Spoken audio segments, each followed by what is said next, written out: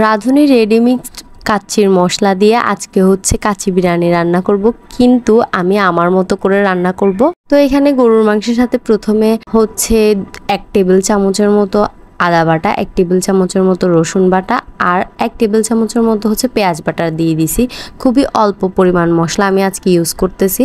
এখানে হচ্ছে যে 2 কেজির থেকেও কিছুটা বেশি মাংস আছে। এরপরে দিয়ে দিলাম হচ্ছে টক দই 1/2 কাপ। এরপরে দিয়ে দিচ্ছিলাম হচ্ছে গরম মশলা গুঁড়া 1 চা চামচের মতো।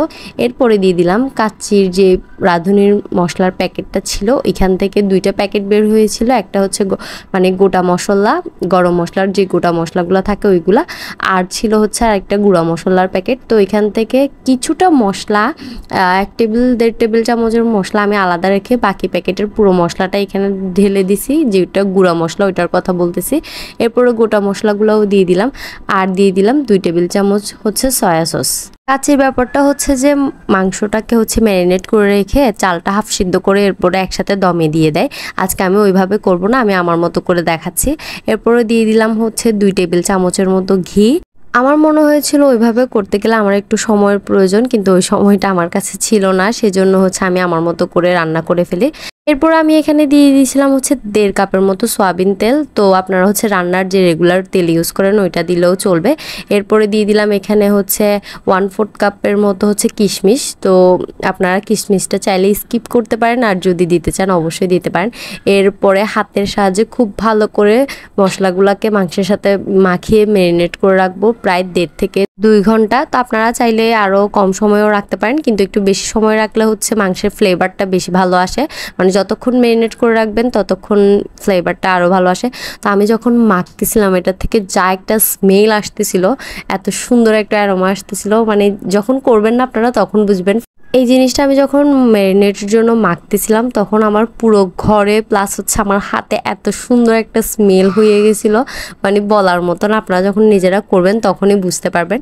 তো আমি হচ্ছে ম্যারিনেট করে রেখে দিচ্ছি। আপনারা যদি কেউ চান এই পর্যায়ে হচ্ছে ম্যারিনেট করে রেখে এরপরে হচ্ছে চালটাকে হাফ সিদ্ধ করে মাংসের উপরে দিয়ে এরপরে হচ্ছে মানে পাতিলের মধ্যে চালগুলা দিয়ে এরপরে হচ্ছে চারপাশ থেকে আটা দিয়ে মুখটা মেরে হচ্ছে দমে বসিয়ে দিতে পারেন, কিন্তু আমি আমার মতো করে যেভাবে বিরিয়ানি রান্না করি ওইভাবেই করছি। এরপরে হচ্ছে আমি ওই মাংসটাকে রেস্টে দিয়ে এদিকে হচ্ছে পেঁয়াজ বেরেস্তা করে নিচ্ছিলাম। পেঁয়াজটা বেরেস্তা করার সময় আমি হচ্ছে প্রথমে একদম হাই হিটে মানে চুলার আঁচটা রাখছিলাম, যেন হচ্ছে ওই মানে পেঁয়াজের মধ্যে থেকে যে পানিটা বের হবে ওইটা যেন হচ্ছে ভাসপ হয়ে উড়ে যায়, না হলে হচ্ছে পেঁয়াজটা ওই তেলের মধ্যেই নরম হয়ে যাবে। এরপরে যখন মানে অনেকটা পানি কমে গেছে তখন হচ্ছে আমি একটু লো হিটে এরপরে পেঁয়াজটা হালকা হালকা করে বেরেস্তা করে নিছি। আর আমার পেঁয়াজটা হচ্ছে আরও হালকা ব্রাউন থাকতে হচ্ছে তুলে নেওয়ার দরকার ছিল। আমি একটু বেশি ব্রাউন করে তুলে নিছিলাম, সেজন্য পরে একটু কালচে হয়ে গেছে। তো আপনারা যখন করবেন তখন হচ্ছে আর একটু হালকা ব্রাউন থাকতে তুলে ফেলবেন, এরপরে খুব সুন্দর একটা পারফেক্ট কালার আসবে এই আর কি। তারপরে হচ্ছে আমি এখানে বেরেস্তাগুলোর মধ্যে 1 টেবিল চামচের মতো চিনি দিয়ে হচ্ছে বেরেস্তাটা মাখিয়ে রাখছিলাম, যেন হচ্ছে বেরেস্তাটা মুচমুচে থাকে সেজন্য। আর এদিকে বেরেস্তাটা করার পরে চিনি দিয়ে মাখাতে মাখাতে মনে হয় অর্ধেক বেরেস্তা আমি খেয়ে ফেলছি। মানে আমার এরকম করে ভাজা বেরেস্তা খেতে খুবই ভালো লাগে। কার কার এরকম আমার মতো পছন্দ জানাতে ভুলবেন না। কেউ চাইলে এভাবে করে বেরেস্তা বানিয়ে অনেকদিন পর্যন্ত সংরক্ষণও করতে পারেন নর্মাল ফ্রিজে রেখে। তো এবার হচ্ছে এখান থেকে হাফ হচ্ছে আমি মাংসের সাথে দিয়ে দিব বেরেস্তা, আর হাফ রেখে দিব হচ্ছে ভাত হওয়ার পরে ওইটার উপরে হচ্ছে গার্নিশিং করার জন্য। কয়েকদিন আগে আমার কাছে একজন একটা বিরিয়ানির রেসিপি চাইছিল, বাট আমি হচ্ছে ওইভাবে ফুল ভিডিও করতে পারিনি, কিন্তু শুরু থেকে হচ্ছে মাংসের সাথে যে মানে যতটুকু মশলা অ্যাড করা লাগবে ওইটা আমি দেখাই দিছি। এবারের বিরিয়ানিতে খুবই অল্প পরিমাণ মশলা আমি ইউজ করছি, প্রায় 2 কেজি চাল আর 2 কেজি মাংসের সাথে আমি জাস্ট হচ্ছে 1 টেবিল চামচ আদা বাটা, 1 টেবিল চামচ রসুন বাটা, 1 টেবিল চামচ পেঁয়াজ বাটা ইউজ করছি। এখানে তেমন কোনো আমি মশলাও ইউজ করি নাই। আর মাংস সিদ্ধর সময় আমি তেমন কোনো পানি দিই নাই। প্রথমে হচ্ছে যেভাবে ম্যারিনেট করছিলাম ওইখানে মাংস থেকে যেতটুকু পানি বের হয়েছিল অতটুকু দিয়ে হচ্ছে প্রথমে ভালো করে কষাই নিছি।